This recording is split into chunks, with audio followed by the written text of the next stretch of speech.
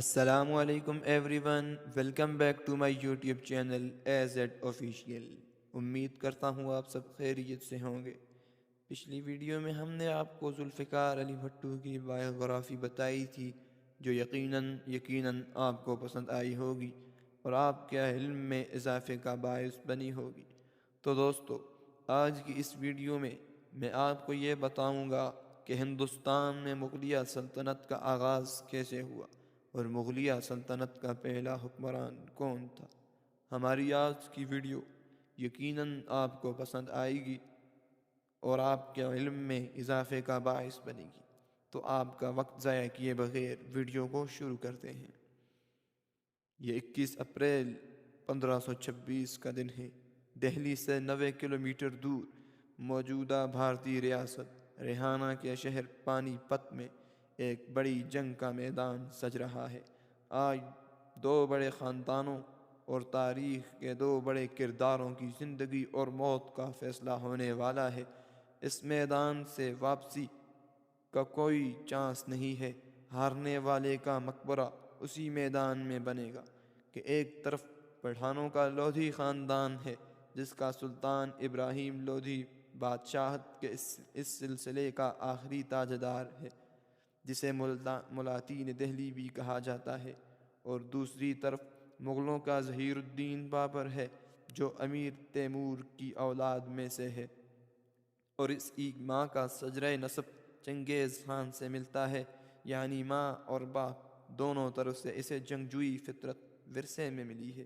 وہ کبھی central Asia کے علاقوں فرغانہ اور سمرقند کا حکمران تھا، جو اب ازبکستان کا حصہ ہے، لیکن پھر بابر کے رشتہ داروں نے اسے اپنے علاقے سے نکال دیا تو وہ کابل فتح کر کے ہندوستان کا حکمران بن گیا۔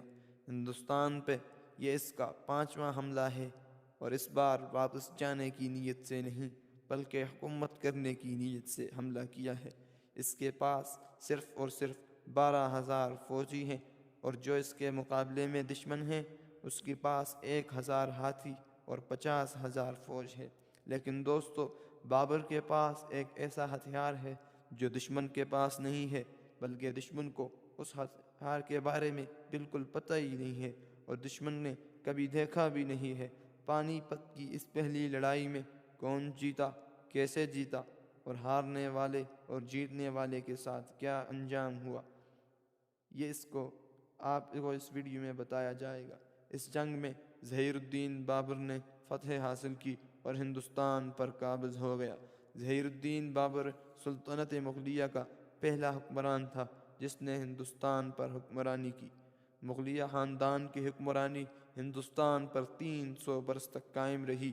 ہندوستان پر کسی مسلمان خاندان نے اتنا عرصہ حکمرانی نہیں کی کہ جتنا عرصہ مغلیہ خاندان نے حکمرانی کی ہے۔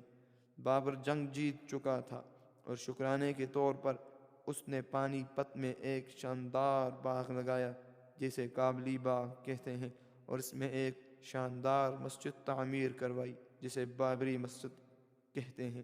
یہ فلسطین والی بابری مسجد نہیں ہے، بلکہ یہ کابل میں بنائی گئی بابری مسجد ہے۔ یہ مسجد آج بھی موجود ہے، البتہ کابلی باغ جو بنایا تھا وہ مٹ چکا ہے۔ ابراہیم لودھی کی ماں، بابر اس کو بوا کہتا تھا، یعنی اسے اپنی ماں کا درجہ دیتا تھا، جبکہ ابراہیم لودھی کے باقی خاندان کو کابل بھیج دیا، جہاں بابر کا بیٹا کامران مرزا اپنے باپ کی غیر موجودگی میں حکومت چلا رہا تھا۔ یہ بھی کہا جاتا ہے کہ ابراہیم لودھی کی ماں نے بعد میں دریا میں کود کر اپنی جان دے دی۔ دوستو، جب بابر کی پہلی جنگ ابراہیم لودھی کے ساتھ ہوئی تھی تو رانا سانگا نے کہا تھا وہ بابر کی بھرپور مدد کرے گا، لیکن جنگ کے دوران رانا سانگا نے بابر کی کوئی مدد نہیں کی، تو بابر نے اپنی دوسری جنگ کی تیاری شروع کر دی، جس میں اس کا دشمن رانا سانگا تھا۔